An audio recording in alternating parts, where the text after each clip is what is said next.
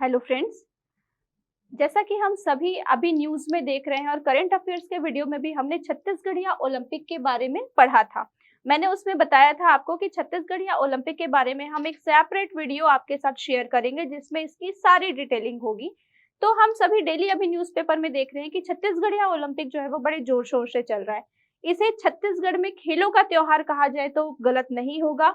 और इस खेलों के त्योहार में जो जनमानस की सहभागिता है वो इसे और ज्यादा विशेष बनाती है। तो चलिए आज हम छत्तीसगढ़िया ओलंपिक के बारे में सारी डिटेलिंग जानेंगे जो हमारे एग्जाम पॉइंट ऑफ व्यू से बहुत इंपॉर्टेंस रखती है।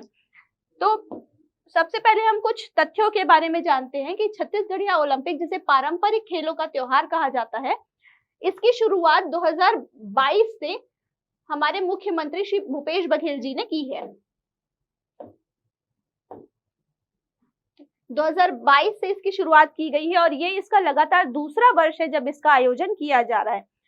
अगर हम देखें तो छत्तीसगढ़िया ओलंपिक का आयोजन का उद्देश्य जो है वो है हमारे पारंपरिक खेलों को आगे बढ़ाना, लोगों को अपने पारंपरिक खेलों के बारे में रुझान बढ़ाना, जो बच्चे हैं उन्हें जानकारी देना कि हमारे पारंपरिक खेल क्या थे, क्योंकि ये जो खेल है वो सिर्फ मनोरंजन के लिए नहीं है बल्कि उनसे कई ऐसे लाभ हमें प्राप्त होते हैं। क्योंकि आज का जो जनरेशन है वो जनरली मोबाइल, टीवी और स्क्रीन में काफी इन्वॉल्व हो चुका है। तो उन्हें उन स्क्रीन से निकाल के मैदान तक लेके आना, और न केवल बच्चों को बल्कि बड़े बुजुर्ग और महिलाएं जो अपने काम में इतने व्यस्त हैं कि इन सारी चीजों से काफी दूर जा चुके हैं, तो कुछ समय उनके जीवन से निकाल के उन्हें उनकी काबिलियत से रूबरू कराना इस ओलंपिक का उद्देश्य है। तो चलिए देखते हैं कि इसका ये जो खेल है वो 2022 से छत्तीसगढ़िया ओलंपिक की शुरुआत हुई थी। इसका जो शुभंकर है वो है बछरू, जो कुछ इस तरीके से दिखाई देता है। बछरू का मतलब छत्तीसगढ़ी में जो गाय का बच्चा होता है उसे छत्तीसगढ़ी में बछरू बोला जाता है और उसे इस खेल का शुभंकर बनाया गया है। ठीक है। पिछले साल 2022 से इसकी शुरुआत हुई है और इस वर्ष हरेली त्योहार से मतलब 17 जुलाई से इस ओलंपिक की शुरुआत की गई है जो कि 17 सितंबर तक चलेगा। ठीक है। ये जो ओलंपिक है वो कुल 6 चरणों में आयोजित किया जाएगा और इसमें 3 आयु वर्गों में इसका आयोजन जो होगा, जिसमें 3 आयु वर्ग कौन कौन से होंगे? 18 वर्ष तक के लोग, फिर 18 से 40 वर्ष की उम्र तक के लोग और उसके बाद फिर 40 वर्ष से अधिक उम्र के लोग जो है वो इसमें पार्टिसिपेट करेंगे। इसमें महिला और पुरुष दोनों वर्ग के जो प्रतिभागी हैं वो हिस्सा ले सकते हैं। पिछले वर्ष इसमें 14 खेलों को सम्मिलित किया गया था और उसके बाद फिर इस वर्ष इसमें 2 खेलों को बढ़ाकर कुल 16 खेलों का समायोजन इस बार इस ओलंपिक में किया गया है। तो वो कौन कौन से 16 खेल हैं, उनकी क्या डिटेलिंग है, वो हम आगे देखेंगे। तो जो 6 चरण है जिसमें इसका आयोजन होगा वो होगा राजीव युवा मितान क्लब। सबसे पहले इस बेसिस पे इसका आयोजन होगा। फिर जो इनमें से जीतेगा वो जोन स्तरीय प्रतियोगिता में जाएगा। एक जोन में 8 राजीव युवा मितान क्लब जो होते हैं वो सम्मिलित होते हैं। जोन स्तरीय में जो लोग विजेता होंगे वो ब्लॉक या नगरीय स्तर पर खेलेंगे, उनके विजेता जिला स्तर पर, फिर संभाग स्तर पर और उसके बाद फिर अंततः राज्य स्तर पर इन प्रतियोगिताओं का आयोजन होगा और जो विजेता होगा उन्हें पुरस्कृत किया जाएगा।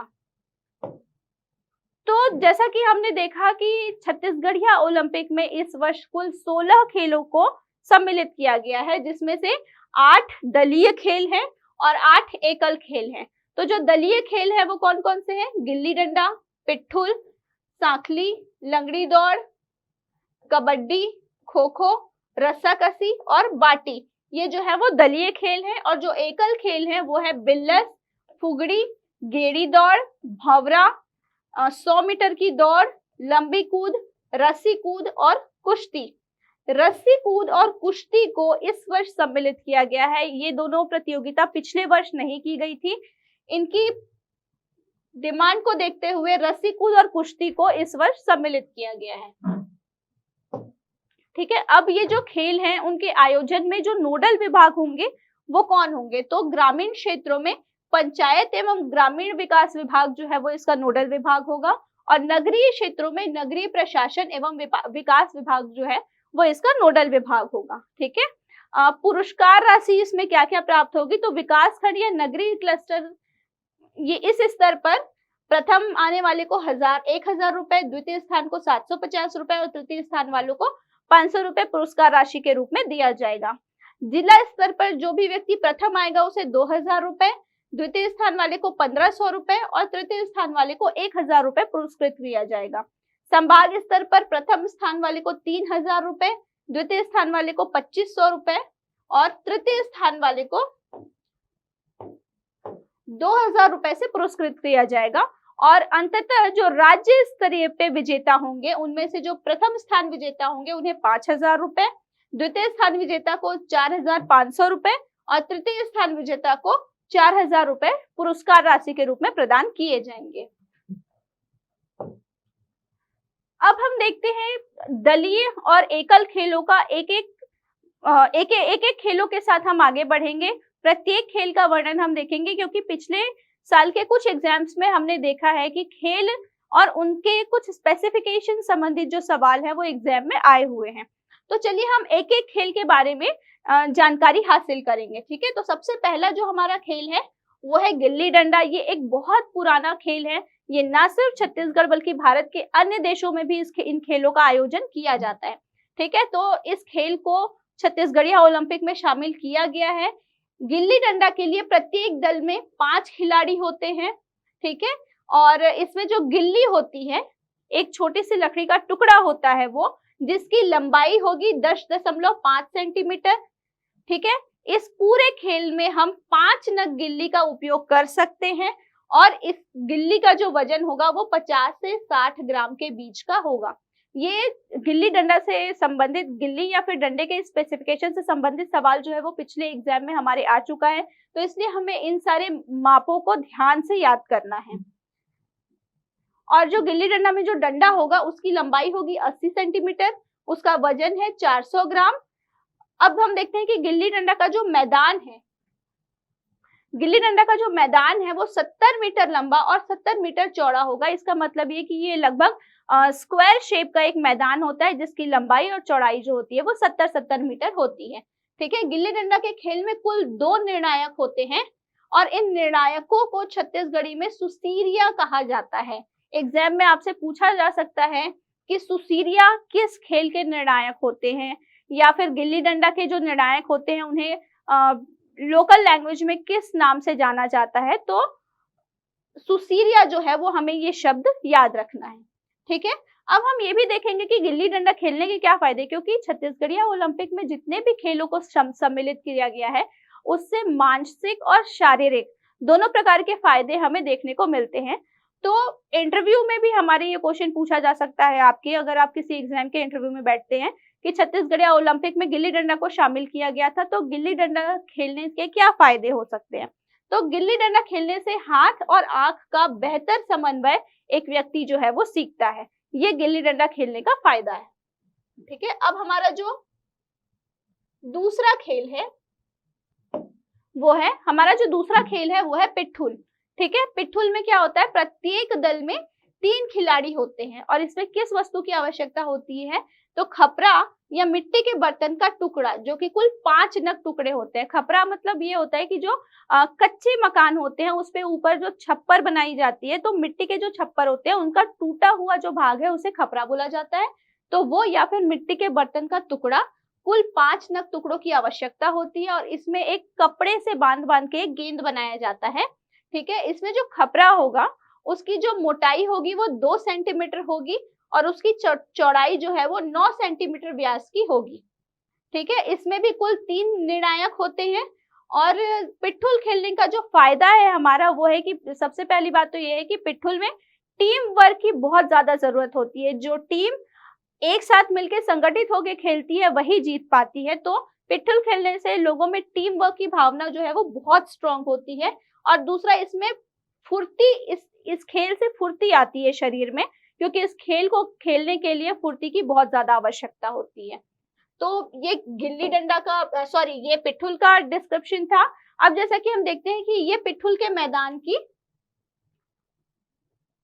एक रूपरेखा है जिसमें क्या होता है कि एक ये तुक्का लंग होता है, ये सारे टर्म्स हैं हमारे जो हो सकता है कि एग्जाम में पूछा जाए कि तुक्का लंग किसके मैदान में होता है या क्या होता है। तो जैसे ये तुक्का लंग, हरियार, गांजन, दरिया लंग, तरी लंग, ठीक है, पेंदी, तरी, ये सारी चीजें जो है वो पिट्ठुल के खेल में यूज की जाने वर्डिंग्स है। अब जैसे कि हम देखते हैं कि इस खेल में यहाँ पर जो व्यक्ति है जो निशाना लगाता है वो खड़ा होता है। जो खपरा हमने बोला है उसको यहाँ पेंदी में यहाँ पे एक के ऊपर एक निर्णायक के द्वारा जमा दिया जाता है और यहाँ पे जो खड़ा व्यक्ति है वो इसमें निशाना लगाता है। ये व्यक्ति जिस टीम से बिलोंग करता है उसके ऑपोजिट जो टीम के लोग होते हैं, 3 लोग, वो इस एरिया में खड़े होते हैं। इन लोगों को एक दूसरे के एरिया में जाना अलाउड नहीं होता है। ये यहाँ से निशाना लगाता है और कोशिश करता है इसको गिराने की, और उसके बाद फिर इसकी टीम के जो लोग होते हैं वो कोशिश करते हैं कि उसे फिर से एक के ऊपर एक जमा दें, और जो विरोधी टीम के लोग होते हैं वो कोशिश करते हैं कि वो उसे ना जमा पाए। तो इस गेम में जो टीम विजयी होती है, जो उसको जमा लेती है, सारे जो खपरेल होते हैं उसे एक के ऊपर एक जमा लेती है, उसे विजेता घोषित किया जाता है। तो कुछ इस तरीके से इस खेल को खेला जाता है। अब हमारा जो दूसरा खेल है वो है सांखली। ये है दलीय खेल है। ये भी इसमें कुल 7 खिलाड़ी होते हैं एक दल में, प्रत्येक दल में 7-7 खिलाड़ी होते हैं। इनमें निर्णायकों की संख्या 2 होती है और इसका जो मैदान होता है, सांखली का जो मैदान होता है वो कुछ इस प्रकार का होता है। 20 मीटर व्यास का, 20 मीटर व्यास का मतलब 10 मीटर त्रिज्या का एक गोलाकार मैदान जो होता है वो सांखली का प्लेग्राउंड होता है, मैदान होता है, ठीक है। और इसमें इसकी समयावधि क्या होती है, 5 मिनट की। प्रत्येक दल के पास अपना गेम शो करने के लिए 5 मिनट का समय होता है। और सांखली खेलने के फायदे हैं सतर्कता। जो सांखली जब खेला जाता है तो उससे व्यक्ति में सतर्कता बढ़ती है, ठीक है। कुछ इस प्रकार से इस गेम को खेला जाता है कि एक दल का जो व्यक्ति है वो भागते हैं और दूसरे दल के व्यक्ति जो है वो अपने एक हाथ से हाथ जोड़ के उन्हें रोकने का प्रयास करते हैं। निश्चित समय में जो दल जीतता है उसे पुरस्कृत किया जाता है। अब हमारा जो तीसरा खेल है वो है लंगड़ी दौड़, ठीक है। इसमें एक टीम में 2 खिलाड़ी होते हैं, निर्णायकों की संख्या भी 2 होती है। इसका जो मैदान होता है वो 15 मीटर लंबा होता है, ठीक है। और इसका जो फायदा है वो है शारीरिक संतुलन। कैसे, जैसे कि हम इस फोटो में देख रहे हैं कि प्रत्येक दल में 2-2 खिलाड़ी होते हैं। दोनों खिलाड़ी में से एक एक पैर जो है वो उनके बांध दिए जाते हैं और दूसरे पैर को ऊपर कर लिया जाता है और उसके बाद फिर इन्हें दौड़ के 15 मीटर का रास्ता जो है वो पूरा करना होता है। जो व्यक्ति सबसे कम समय में ये जो दूरी है वो तय करता है उस टीम को विजेता माना जाता है। इसके बाद फिर हम आते हैं कबड्डी। कबड्डी एक बहुत पॉपुलर गेम है और ये ना सिर्फ हमारे राज्य में बल्कि भारत का एक बहुत प्रसिद्ध गेम है जो कि अब अंतर्राष्ट्रीय स्तर पर भी खेला जाता है। तो जैसा कि हम जानते हैं कबड्डी में कुल 10 खिलाड़ी होते हैं, जिसमें से एक समय में एक टीम से 7 खिलाड़ी जो है वो मैदान में उपस्थित रहते हैं, ठीक है। कबड्डी का जो मैदान है वो 13 मीटर लंबा और 10 मीटर चौड़ा होगा और कबड्डी की जो अवधि होगी वो 20-20 मिनट की अवधि होती है और इसमें 5 मिनट का एक ब्रेक जो है वो, अगर पुरुष टीम है तो उसमें 5 मिनट का ब्रेक होता है और जो एक एक बार टीम की अवधि होती है वो 20 मिनट की होती है। और अगर महिला टीम खेल रही है तो 15 मिनट की एक पाली होती है और उनका भी जो विश्राम समय होता है वो 5 मिनट का होता है, ठीक है। कबड्डी खेलने के फायदे क्या क्या है, तो कबड्डी खेलने से टीम वर्क सीखने को मिलता है। जैसा कि हम जानते हैं कि बिना टीम वर्क के कबड्डी जीतना बहुत मुश्किल है, तो टीम वर्क कबड्डी से सीखने को मिलता है। उसके बाद फिर श्वसन क्षमता और सहन शक्ति का विकास होता है। जैसा हम जानते हैं कि जब व्यक्ति कबड्डी खेलता है तो जब वो दूसरे पाली में जाता है तो वो कबड्डी कबड्डी कबड्डी कबड्डी बोलता रहता है, तो इससे श्वसन क्षमता जो है वो बहुत स्ट्रांग होती है और इसमें सहन शक्ति जो है वो सीखने को मिलती है, ठीक है। और इसके कबड्डी खेलने से श्वसन तंत्र और शारीरिक गतिविधियों का तालमेल जो है वो बनता है। तो ये कबड्डी खेलने के फायदे हैं। अब हम आते हैं हमारे अगले दलीय खेल की तरफ जिसका नाम है खो खो, ठीक है। खो खो में कुल 12 खिलाड़ी होते हैं जिसमें एक समय में केवल 9 खिलाड़ी जो होते हैं वो मैदान में होते हैं, ठीक है। जो खो खो का मैदान है वो 27 मीटर लंबा और 16 मीटर चौड़ा होता है। खो खो के खेल में कुल 6 निर्णायक होते हैं और एक टीम को खेलने के लिए 9 मिनट का समय जो है वो दिया जाता है। ठीक है, अब खो खो खेलने के फायदे क्या हैं? तो इससे शारीरिक योग्यता जो है वो बढ़ती है और हृदय के स्वास्थ्य को सुदृढ़ करते हैं, क्योंकि खो खो खेलने में बहुत ज्यादा तेज दौड़ना आवश्यक है और अलर्ट रहना बहुत जरूरी है। तो इसीलिए इससे शारीरिक योग्यता जो है वो बहुत अच्छी हो जाती है। और खो खो खेलने से एक व्यक्ति के अंदर सहयोग करने का गुण विकसित होता है और नेतृत्व क्षमता का भी विकास होता है। इसके बाद हमारा जो अगला खेल है वो है रस्साकसी। ये भी एक दलीय खेल है और इस खेल में एक दल में कुल 9 खिलाड़ी होते हैं। इसमें भी 2 निर्णायक होते हैं और जो विजेता कौन होता है, जो 3 में से 2 बार रस्सी के चिन्हांकित भाग को सेंटर लाइन से 3 मीटर अपनी ओर खींचेगा, वो जो टीम है वो विजेता कहलाएगा। ठीक है, और रस्साकसी के फायदे क्या है कि इससे निपुणता और सहनशीलता सीखने को मिलती है। जैसे कि हम फोटो में देख रहे हैं, इस प्रकार से ये खेल होता है। ये एक सेंटर लाइन होता है और रस्सी के एक जगह पे निशान कर दिया जाता है। एक टीम इसके इस तरफ होती है, एक टीम इसकी दूसरी तरफ होती है। दोनों टीम की ये कोशिश करती है कि सेंट्रल लाइन से 3 मीटर की दूरी तक ये जो पॉइंट है उसको अपनी तरफ खींच ले। जो टीम पहले इसको अपनी तरफ खींचती है उसे विजयी घोषित किया जाता है। अब अगला जो हमारा खेल है वो है बाटी, जिसे भारत के अन्य कई क्षेत्र में कंचे के नाम से जाना जाता है, जो कांच की बहुत सुंदर छोटी छोटी गोलियां होती है। ये छत्तीसगढ़ का एक बहुत पारंपरिक खेल है। तो देखते हैं कि ये खेल कैसे खेला जाएगा। तो इसमें एक टीम में कुल 4 खिलाड़ी होंगे, इसमें कुल 2 निर्णायक होते हैं और इसमें जो समय है वो प्रत्येक दल को 5 मिनट का समय जो है वो दिया जाता है। ठीक है, प्रत्येक खिलाड़ी के पास 2 अवसर होते हैं और उसके बाद फिर ये जो बाटी का खेल है उसे खेलने के फायदे क्या है कि इससे लक्ष्य और एकाग्रता कौशल में सुधार होता है। अब हम आते हैं हमारे एकल खेलों की तरफ। तो एकल खेलों में सबसे पहला खेल कौन सा है? बिल्लस। ठीक है, जिसे स्टेपू भी बोला जाता है। अब उसके बाद फिर जो बिल्लस है उसमें जो सामग्री यूज होती है वो होती है छप्पर का टुकड़ा। देखिए, हमारे जो पारंपरिक खेल है उनका सबसे अच्छी बात यही है कि इसमें बहुत कम संसाधनों की आवश्यकता होती है, तो इसीलिए हर आर्थिक वर्ग का व्यक्ति जो है वो इन खेलों का आनंद उठा सकता है। तो ठीक इसी तरीके से बिल्लस जो है उसमें भी छप्पर का टुकड़ा जो है उसकी आवश्यकता होती है और ग्रामीण अंचलों में चौक जो है वो लाइनिंग के लिए यूज किया जाता था। और छत्तीसगढ़िया ओलंपिक का जब आयोजन किया जा रहा है एक बड़ी प्रतियोगिता के रूप में, तो चूने से लाइंस का चिन्हांकन किया जाता है। ठीक है, अब ये जो छप्पर का टुकड़ा होगा उसकी लंबाई होगी 3 सेंटीमीटर और चौड़ाई होगी 1 सेंटीमीटर। ठीक है, जो डिब्बे होंगे,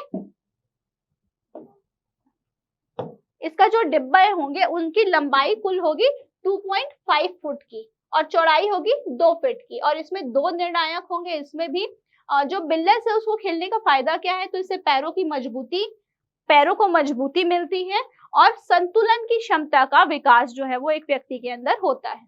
अब जैसा कि हम देख रहे हैं बिल्लस का मैदान कुछ इस प्रकार का होता है।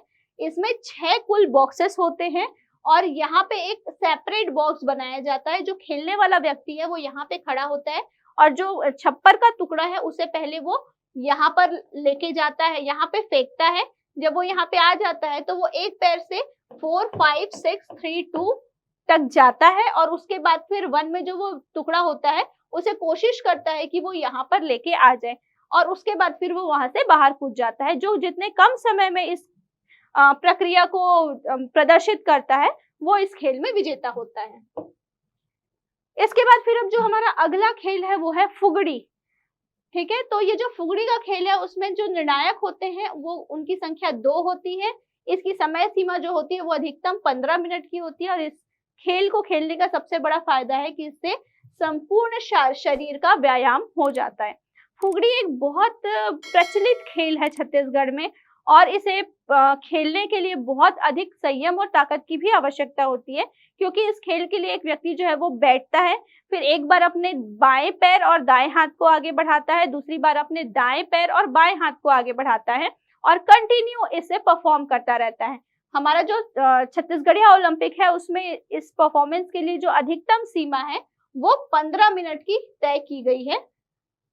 और इस प्रकार जो व्यक्ति 15 मिनट या उससे अधिक या फिर जितने लोग भी पार्टिसिपेट कर रहे हैं उसमें से सबसे ज्यादा समय तक ये प्रक्रिया परफॉर्म करता है, उसे विजेता घोषित किया जाता है।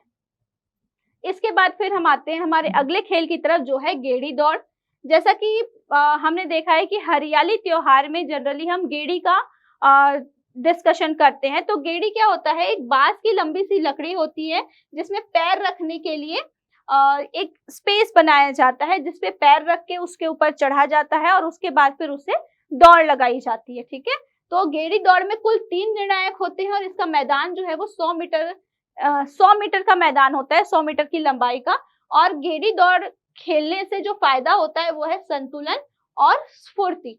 ठीक है, क्या होता है कि 100 मीटर का मैदान है और उसके बाद फिर हर व्यक्ति जो है वो अपनी अपनी गेड़ी पे खड़ा होता है और सबसे पहले सबसे कम समय में जो व्यक्ति 100 मीटर की दूरी पार करता है वो इस खेल में विजेता कहलाता है। इसके बाद फिर हमारा जो अगला खेल है वो है भौरा, जिसे कई जगहों पे लट्टू भी बोला जाता है और इसे इंग्लिश में बोला जाता है टॉप। ठीक है, तो जो भौरे का खेल है उसमें 2 निर्णायक होते हैं। कुछ टर्मिनोलॉजीज है जो हो सकता है हमारे एग्जाम में पूछे जाए, जैसे कि रथ। तो रथ क्या होता है कि भौरे का एक ही धुरी में तीव्र गति से परिक्रमा करने की जो प्रक्रिया है उसे बोला जाता है रथ। जो भौरे की जो आरी होती है, जो किल होती है, ठीक है, जिसपे वो भौरा जो है वो घूमता है, उसे बोला जाता है आरी। और जिस रस्सी से भौरे को घुमाया जाता है उसे बोला जाता है नेति। ठीक है, तो भौरा जो खेल है उसके खेलने के फायदे क्या हैं कि तत्परता और लक्ष्य भेदन जो है वो इससे सीखने को मिलता है। इसके बाद हमारा जो अगला खेल है वो है 100 मीटर की दौड़, जिसके में 10 निर्णायक होते हैं, इसमें एक निर्णायक होते हैं और इसके लेन की जो चौड़ाई होती है वो 1.22 मीटर का जो लेन होता है। और इसका जो फायदा है 100 मीटर दौड़ का वो है फुर्ती और ध्यान। इसके बाद फिर हमारा जो अगला खेल है वो है लंबी कूद। ठीक है, ये इसका आयोजन नेशनल लेवल पे भी किया जाता है और कई जगह पे, तो इसलिए इसे छत्तीसगढ़ी ओलंपिक पे भी स्थान दिया गया है। लंबी कूद का जो फायदा है वो ये है कि टेक ऑफ पैर में शक्ति बढ़ाता है, जिससे ग्लूटस, हैमस्ट्रिंग और पिंडली जो है पैर की वो काफी सक्रिय होते हैं, तो इसलिए इसे भी छत्तीसगढ़ी ओलंपिक में शामिल किया गया है। अगर हम लंबी कूद के मैदान को देखें तो वो कुछ इस प्रकार का होता है, 9 मीटर लंबा और 3 मीटर चौड़ा। ठीक है, इससे लगभग 40 मीटर की दूरी पर एक पॉइंट होता है और यहाँ से व्यक्ति जो है वो दौड़ते दौड़ते आता है और जो मैदान है उससे 1 मीटर की दूरी पर टेक ऑफ बोर्ड होता है। ठीक है, व्यक्ति को इस टेक ऑफ बोर्ड से यहाँ पर जंप करना होता है। ये ध्यान रखने वाली बात है कि टेक ऑफ बोर्ड के आगे से कोई व्यक्ति जंप नहीं कर सकता। अगर उसके आगे से जंप कर रहा है तो उसे फाउल माना जाएगा। ठीक है, और ये इसका मैदान है, तो आपको स्पेसिफिकेशंस भी पूछा जा सकता है कि इसके मैदान का क्या है, तो ये होगा 9 मीटर लंबा और 3 मीटर चौड़ा इसका जो होता है मैदान होता है। हमारा जो अगला खेल है वो है रस्सी कूद का। ये एकल खेल की श्रेणी में आता है। इसका जो मैदान होता है वो वुडन या सीमेंट फ्लोर होता है और 6 क्रॉस 6 फीट का इसका मैदान होता है।